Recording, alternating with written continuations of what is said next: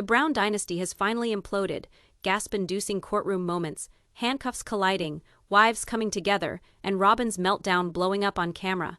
Kody always believed he was above the law, but in an instant of utter betrayal, the truth finally caught up with him. And what followed didn't just ruin his reputation, it rewrote the Brown family legacy forever. Hey friends, welcome back to Reality Recap. The Browns had fought enough times before. Years of resentment, suspicion, and jealousy had constructed a rickety tower just waiting for the slightest nudge to cause it to topple. But tonight was different. Tonight wasn't another argument over whose time it was, with Kody or children feeling neglected. Tonight the fight landed solidly at the core of what Janelle thought she had constructed with Kody Brown. The night started quietly enough. Janelle sat at the long dining room table, arms crossed, staring at a thick stack of papers. Bank statements, receipts, transfers, scribbles in angry red ink. Every page weighed as much as stone. She had read and re-read them, every reading only deepening her worst suspicion. Kody wasn't merely irresponsible with funds, he was concealing it. Kody entered, boots thudding loudly against the hardwood floor. He didn't reveal anything in his expression, but his tension was obvious. He didn't like it when Janelle referred to these sessions as meetings. He complained that they made him feel like a child in trouble. "What is this now?" Kody barked, his voice already tinged with irritation. He didn't even sit. Just loomed over her, attempting to restore the dominance that had once kept his wives in check. Janelle didn't blink. She pushed the papers across to him, cared to explain these. Kody's gaze darted to the pile before him. Then he snorted, waving a hand away. "Honestly, Janelle, more forms. More false claims. Can't you see that operating a family like ours requires flexibility?" Her tone remained calm, but there was fire in her words. Flexibility is not looting accounts. Kody, it is not pilfering money saved for our children's educations and pouring it into Robyn's home. Did you honestly believe I would not see it? That name, Robyn, lit a fire in him the moment he heard it. Kody's face went red. He batted his hand against the table, the thump sounding like a gunshot. Papers went flying, drifting across the floor like leaves in a hurricane. "Don't you dare involve Robyn in this!" he bellowed, his voice ringing through the house. "She is the only one who has ever been there for me. Her's the only one you give a rip about anymore." Janelle interrupted, her voice biting enough to cut through his. "Don't spin this into loyalty. This is about control and money. You've been stealing from me, from all of us, and I have proof." Silence fell, broken only by Janelle's heavy breaths. Kody stood frozen, fists clenched so tightly his knuckles went white, jaw locked in rage. The once charismatic man who commanded every room now looked cornered. "Proof!" he sneered at last. "What proof? You're imagining things again, Janelle. You've always been dramatic." Janelle crouched, picked up the scattered pages, and slapped them back onto the table. Her hand shook with rage as she jabbed her finger toward the highlighted lines. "This isn't fantasy. Look, withdrawals, transfers, accounts in your name, and Robyn's thousands unexplained. Do you think banks don't keep track? Did you think I wouldn't find out?" Kody's face contorted, the smug mask cracking under the force of reality. "You don't know how difficult it is to keep this family afloat," he retorted, his voice breaking, escalating. "The bills, the expenses, the anxiety. I made decisions. I kept us intact. Christine, Meri, they never helped their hands. Robyn was the only one who stood by me. And you took from us?" Janelle's voice shook. Not in fear, but in all those years of pent-up, anger finally pouring out. "You took from your children, from mine, from our future." The battle was over words now. It was years of anger boiling over at once. The walls hummed with their rage. A picture frame on the shelf jolted from the force of Kody's hand, crashing down once more. "You don't understand," he roared, sweat dripping down his temples, hair hanging wild and messy across his face. "I built this family. Without me, you'd all have nothing." "Nothing," Janelle rose, her chair scraping the floor with a shriek. She locked eyes with him, steady and unyielding. "No, Kody, without us, you'd have nothing. We were there for you, we sacrificed for you, and you reward us with lies, with cheating, with investing everything in one home while the rest of us have to skimp and scrape by." Her words cut deep. Kody stumbled backward as if punched harder than anything ever. His chest was heaving. For a moment there were no words, until at last his voice came back, softer but laced with venom. "You won't crush me, Janelle. You think you can push back against me, against all that I've worked for. You'll rue the day." But Janelle didn't retreat. Not today. The years of silence, of swallowing truth, of compromise, all over. She stuffed the papers into a folder, clicked it closed, and pressed it hard against her chest. "I am finished, Kody," she declared. "You've crossed too many lines. This is no longer about marriage. It is about the law. I am bringing this into court, and when I am done, the entire world will finally see who you are." Her words hung in the air like a death sentence. Kody's eyes snapped with anger, his face contorted in a combination of rage and shock. "You would dare?" he snarled. Janelle advanced, her tone firm but quiet. "Watch me." The ensuing silence was stifling, like a physical weight. Even the walls felt that something was irretrievably altered. The tattered Brown family mask had at last cracked. A neighbor's dog barked outside, shattering the unsettling stillness.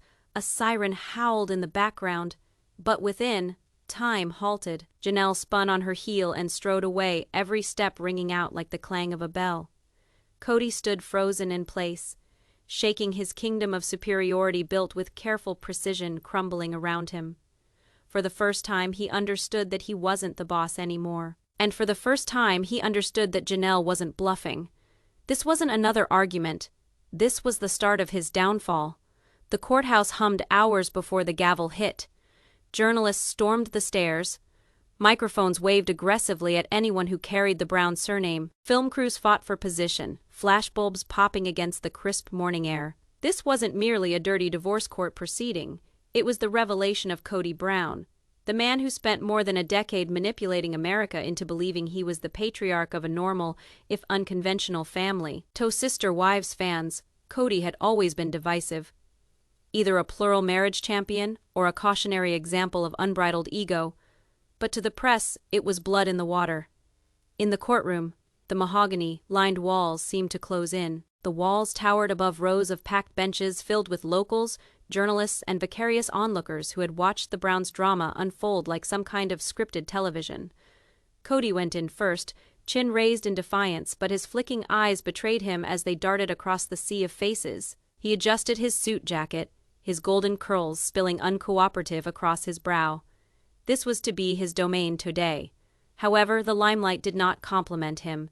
It blazed like an interrogation lamp. Robyn trailed behind, clutching her handbag so tightly her knuckles blanched, her lips pressed into a thin, nervous line. She already looked like she might cry before the proceedings even began. Across the way, Janelle sat straight, her face peaceful but unmoving. To her side, her lawyer leaned in, a woman with piercing eyes and a towering file stack that resembled more ammunition than documents. Janelle nodded once, firmly. Behind her, Christine and Meri sat in tandem, an uneasy coalition born of betrayal. They were there intentionally, a silent display of unity. The judge strode in, robe billowing, gavel in hand. His deep voice boomed throughout the chamber. "The court is in session. We are convened to hear the case of Janelle Brown versus Kody Brown on the indictment of financial wrongdoing, fraud, and violation of the marital trust." Gasps spread through the audience, followed by a wave of camera shutters.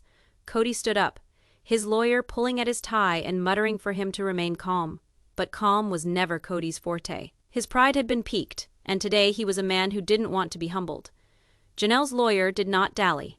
The harsh click of her heels resounded across the floor as she marched over to the evidence table. "Your Honor," she started, "over the course of years, Mr. Brown took money from joint family funds and put it into investments, luxury items, and properties that only one household could enjoy, his and Robyn Brown's.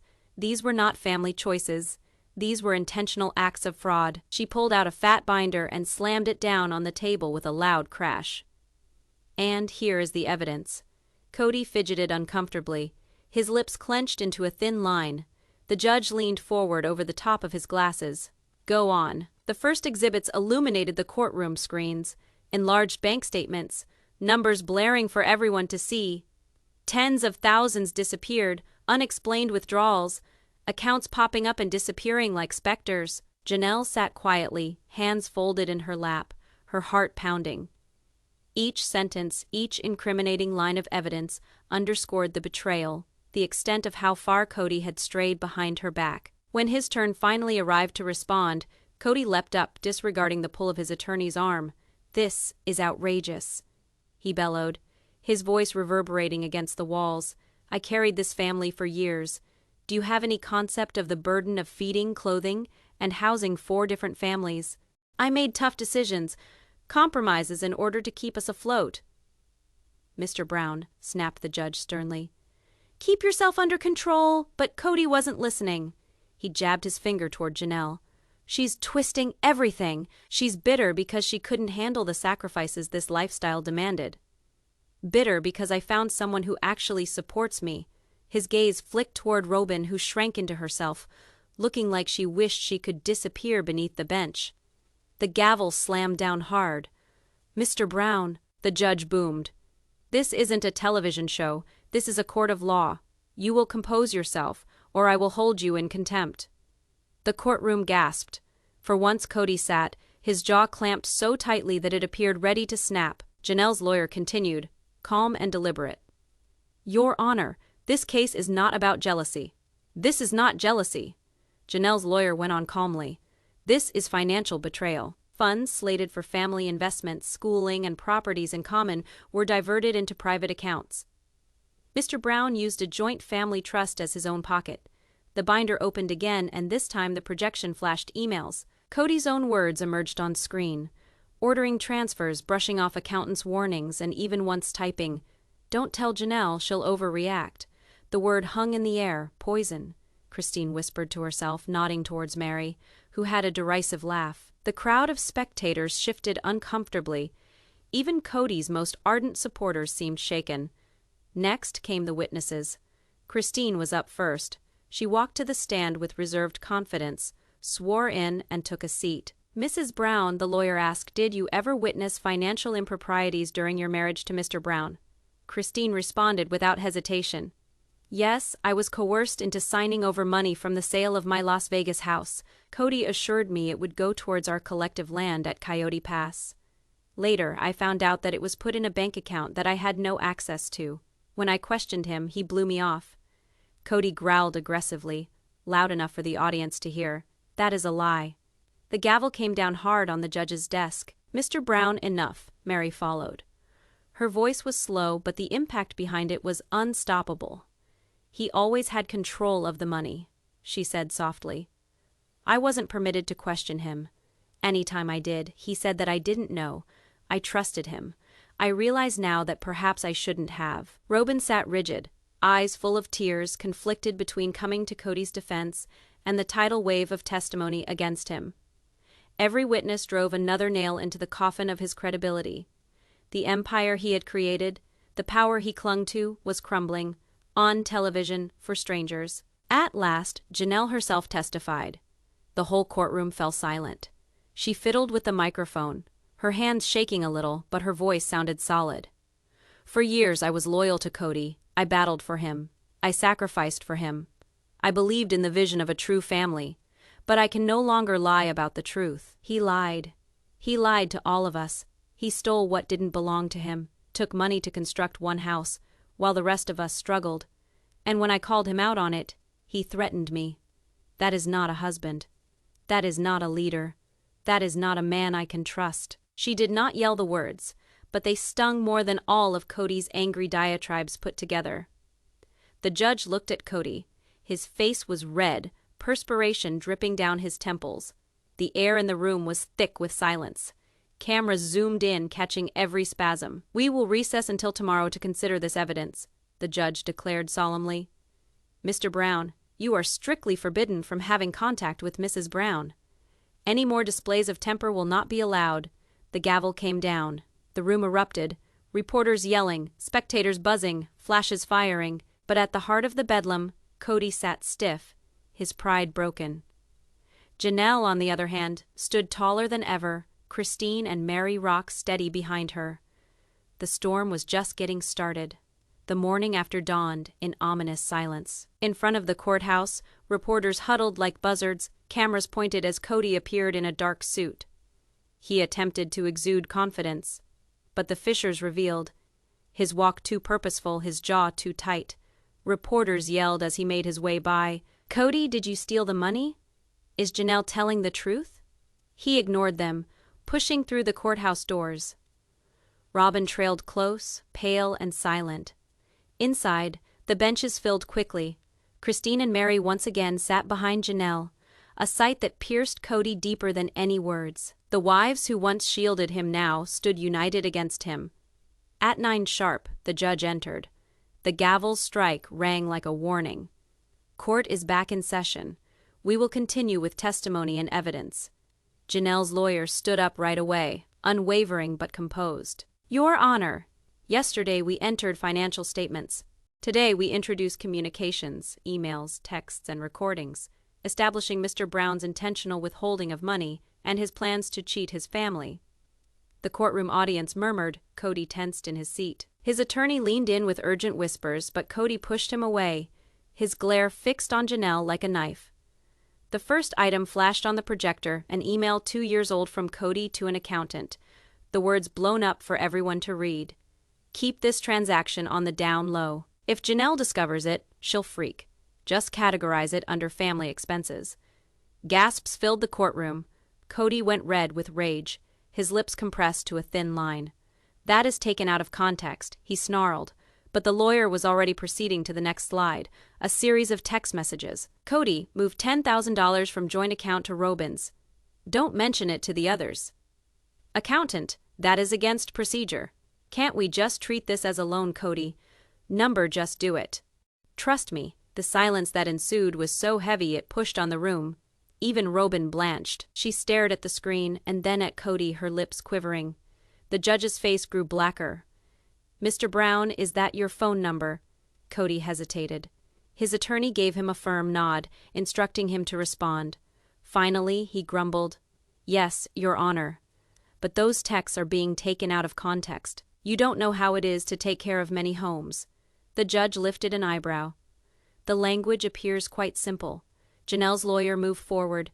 Your Honor, we have also witnessed testimony, someone who was subjected to financial manipulation firsthand. She looked toward the back. I'd like to call Kody Brown to testify. Kody stood, moving with steady determination. Her face wore determination. She had fought with Kody before, but this was different. This was for her, and for the years of being silenced. Once sworn in, she adjusted the microphone. Next thing I know, I sold my house in Las Vegas, she started. I gave Kody a lot of that money. He said he was going to invest it in the family land at Coyote Pass. I believed him. What I found out later, the money had gone into an account in only his and Robyn's name. Did you ask him about it? Her lawyer asked. Kody nodded. I did. He said I was dreaming things up, that I was just being emotional. He said I had to trust him or be left out. At the time, I thought he was telling me the truth, but now I recognize it for what it was, manipulation. Kody sprang out of his chair. That is not true. Kody, you resent me for abandoning you. Don't make this something that it wasn't. The gavel came down hard. Mr. Brown, please sit down. Another outburst, and I'll hold you in contempt. Whispers spread through the courtroom. Kody's mask was breaking. Then Meri appeared. Her movements were slow, her hands crossed, her expression inscrutable. When she swore, her voice shook, but her chin remained high. Mrs. Brown, asked the lawyer softly, what was your experience with Mr. Brown, in terms of money? Meri winced. She had buried all these facts for years, holding her tongue even as their marriage tore apart. But now, when all was out, there was no silence required. He controlled everything, she said at last. Every paycheck, every expense. He made that decision.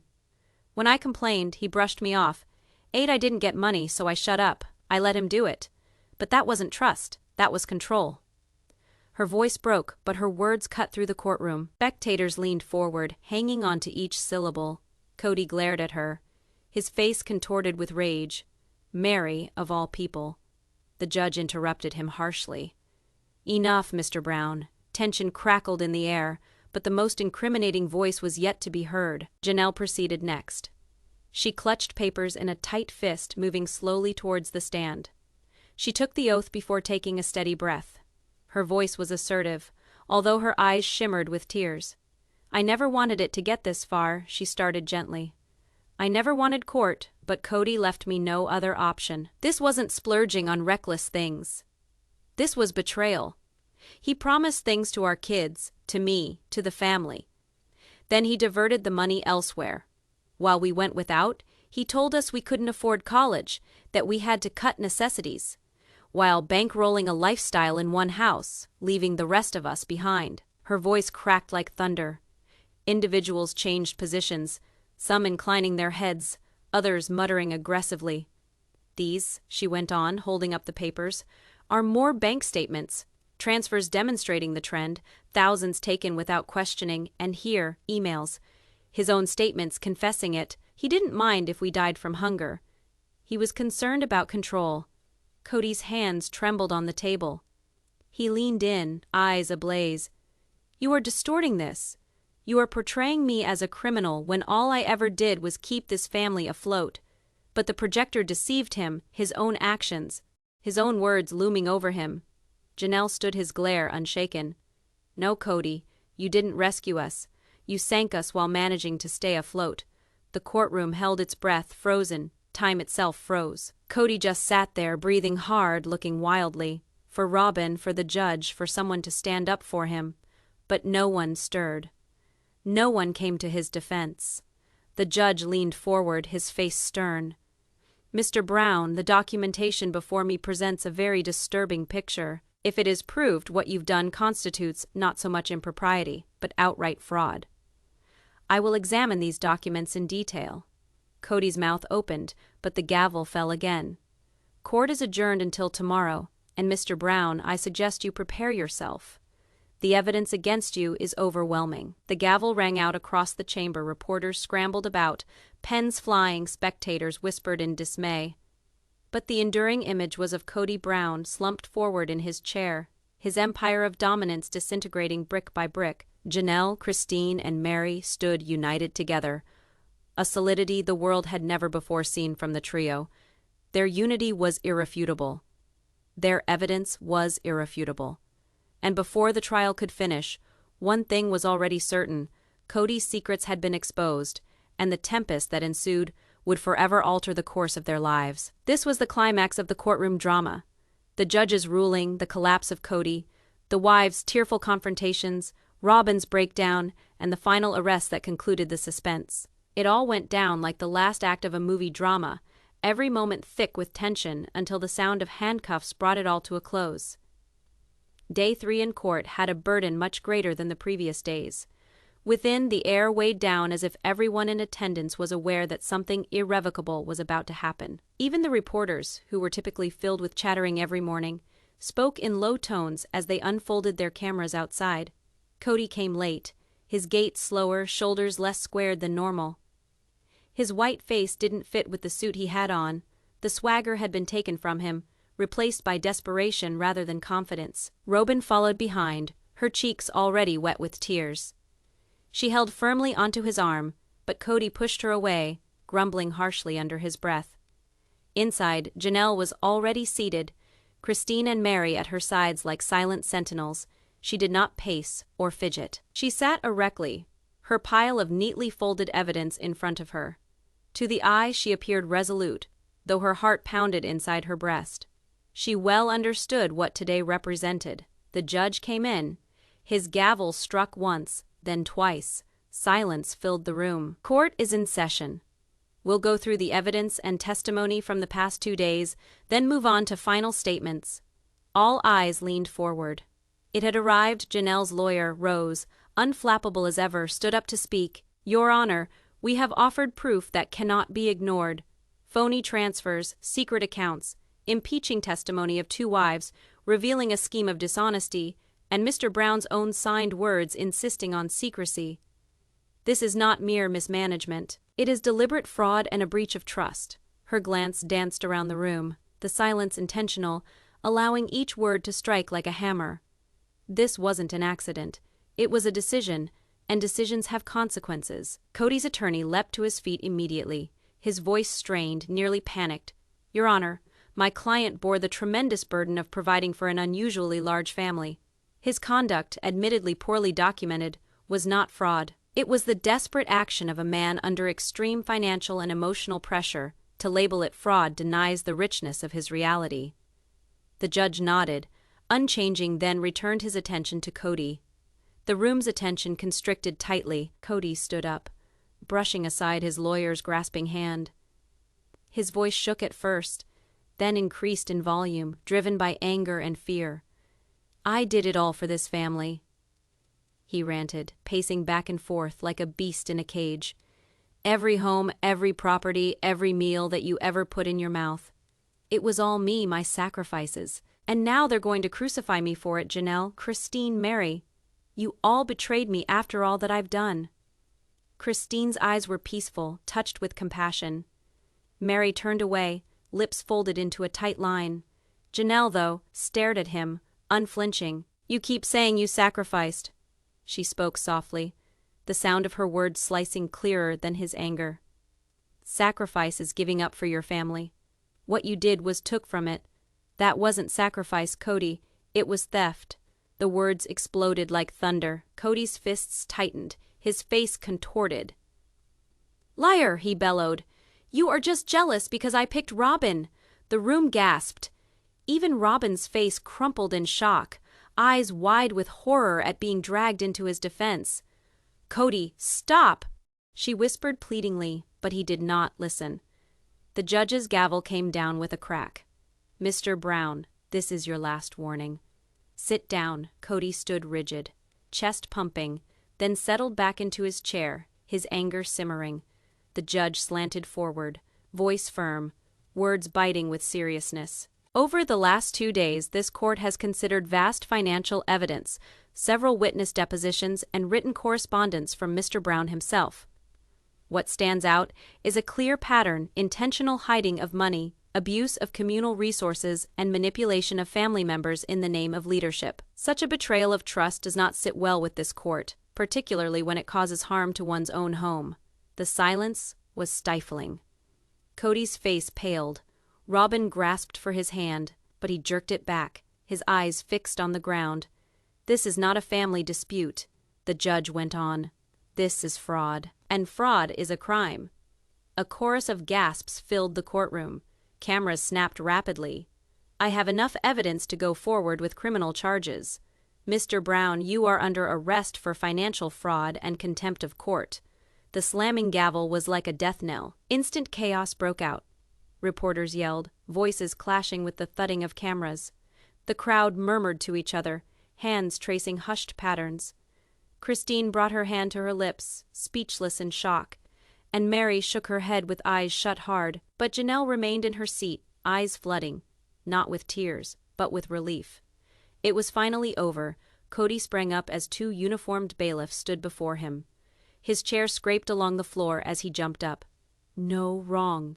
You can't do that. I am the father here. I am the head. I made it all, he screamed, struggling as the bailiffs took hold of his arms. His body spun around in a wild motion, his voice shattering into pleading cries. Robyn, help me. Don't let them take me. Robyn openly wept, useless hands shaking at her sides. She was unable to move, even had she wished to. Next was the metallic click of handcuffs, ringing out final, muzzling even the press. Kody Brown, the erstwhile strutting patriarch of a popular television series, now stood handcuffed like any other offender. His wild eyes swept the room, pleading for one friend, but the eyes that met him were hard, pitying, complacent. Christine whispered to Janelle, "It is really happening." Janelle nodded, white-knuckled, holding her bulging folder of evidence.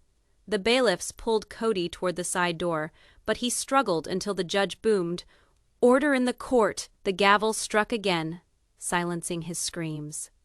While he was being taken away, the wives sat quietly.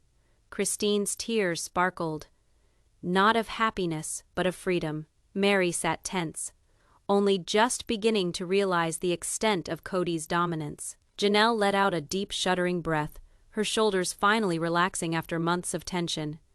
and Robyn dissolved into her seat, crying hysterically, black stripes of mascara streaking down her cheeks.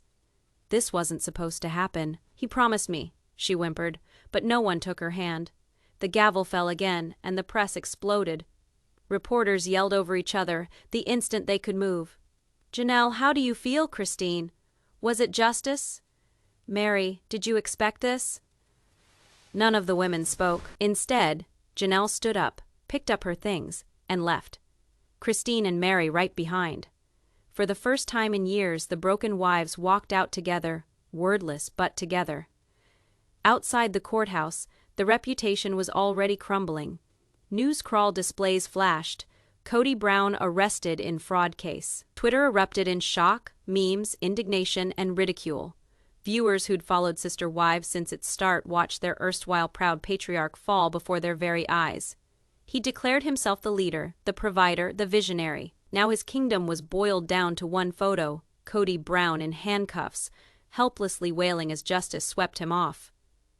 On the courthouse steps, Janelle finally turned to the waiting press. Her voice, steady but trembling with emotion, rang out. This was never about revenge. It was about accountability. For too long, Kody controlled everything. Today, the truth was exposed and justice prevailed. Flashes blinded, capturing each word, each tear, each flash of courage in her face, and somewhere past the melee of microphones and bellowing headlines, Kody Brown was pushed into the rear of a police vehicle. His previously smug face emptied, his signature golden locks matted in wet strands on his forehead. The fall was complete. The courthouse doors slammed heavy, closing the instant in time.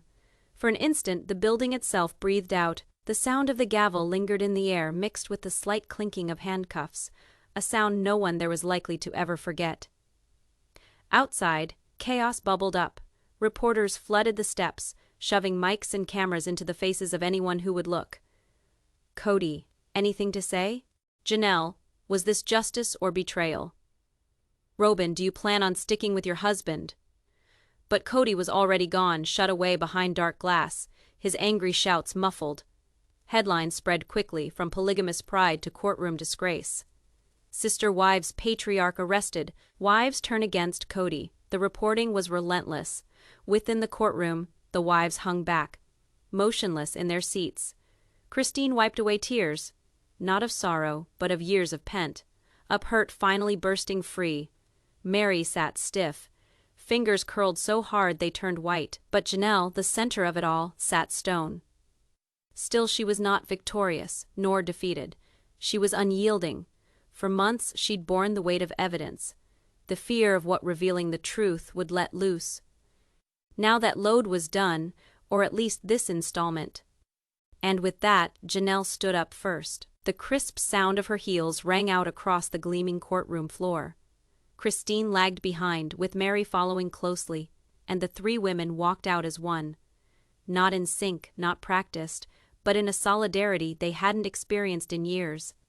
Left behind, Robyn sat in a heap. Black mascara smeared her cheeks, her body shaking with sobs as she held onto her purse for dear life. Her panicked eyes cut toward the doorway where Kody had just been whisked away. Again and again she whispered in shattered breaths. This wasn't supposed to happen, he promised. He promised, but no one reassured her. The children's responses burst forth as the word spread like wildfire. The Brown children were watching in real time. Some stuck on their phones, refreshing live coverage, others backing away from screens, refusing to witness the shame now splashed across the globe. Logan, Janelle's oldest, stood stiff, mouth clenched. "I always knew Dad was irresponsible with money," he grumbled into the phone. "But I never thought it would come to this." Meanwhile, some of the younger children cried openly, gazing at pictures of their father in handcuffs. "Why is Daddy in trouble?" One sobbed, holding on to his mother. Janelle drew him near, tears welling, speaking softly the words she could not conceal, because Daddy made mistakes, and now he must pay the price. Outside the courthouse, pandemonium ruled. News trucks clogged the streets. Pundits brawled live on broadcast. Was this justice finally served, or wives' vendetta? What did the future hold for the Brown name? Videos of Kody being led out of court played on repeat. His tantrums, his defiance, the clatter of handcuffs slowed, analyzed by body language specialists, replayed on late-night talk shows, the former proud patriarch of a polygamous dynasty, reduced to punchline material. His demise wasn't just news, it was entertainment. When Janelle did finally show up on the courthouse steps, the crowd went wild. Reporters pushed microphones into her face, cameras flashed in bursts. But she was resolute, holding on to her proof like a shield. Her expression was serene, but serious. This was not about revenge, she stated, her voice slicing above the din. It was about justice. Kody stole our trust, our money, and our love and exploited them. He believed he could take perpetually without accountability. Today, the court informed him otherwise. Her voice sliced through the turmoil like steel. In that moment, the tale changed, no longer mere tabloid rumor, but a lesson in accountability. Christine moved alongside her, her voice firm but muted. We provided him years to transform. He refused. Perhaps now, he will confront the truth. Meri, quieter still, uttered not a word. Her very presence was rhetoric. Then Robyn came racing up the steps, face smudged and wet with crying. She was the only one of the three who didn't stand calmly in front of the cameras. She rushed forward, wailing at the crowd. You don't understand. He is not a monster, he loves his family. Her voice broke up high with urgency. This is wrong. This is all lies, Janelle. You did this to him. The cameras consumed her meltdown, lenses clicking at each scream and each tear. No one intervened. No one soothed her. Janelle wheeled around at her once. Just once, her gaze was firm, unflinching. He did this to himself, Robyn. She spoke slowly before she walked away. The clip went immediately viral, rippling across the internet before she had even stopped talking. Public outrage splintered. Half the viewers applauded Janelle and the wives for standing up to Robyn. Others sympathized with Robyn, saying that she was the only faithful partner remaining. Others stood up for Kody as a man broken by the burden of his unorthodox decisions. But one thing was certain, his reputation was in shambles. Sponsors retreated. The silence of TLC became deafening, giving rise to rumors that the network would cut ties completely. In county jail, Kody sat in a holding cell, head in hands under dimming fluorescent lights. The smell of disinfectant and metal hung in the air. His mind repeated the gavel come down. The rattle of handcuffs, Janelle's icy stare. For years he had thought he could charm, debate, or talk his way out of anything. But this time, words had not worked. He was not the patriarch here. He was just another inmate in wait. That night, for the first time in years, Janelle, Christine, and Meri sat together in Janelle's living room. The children played in a separate room in quiet contentment, while the women sat in a silence that was both oppressive and restorative. Christine finally spoke. Do you think he'll ever own up to what he has done? Janelle shook her head. Number, but at least now, he doesn't get to control us anymore. Meri sighed, her voice breaking. I wasted so many years believing him, believing he knew best. Christine reached over, clasping her hand. We all did, but we're free now. Janelle gazed at them both, her tone gentle but firm. This isn't the end of Kody's kingdom. It is the start of something new for us. And for our children. For the first time in years, they felt it harmony before dawn. The news took over every platform, newspapers, podcasts, talk shows, social media. The Globe was discussing Kody Brown, but this time the headline wasn't polygamy or quirkily eccentric family dynamics. Undefined, it was betrayal, meltdown, and the bravery of the women who finally confronted him. Jason Objectent, the world would no longer remember him as the brassy sister-wives father figure of Femelle. They would recall him as the man who believed he was above the law until his own family took him down.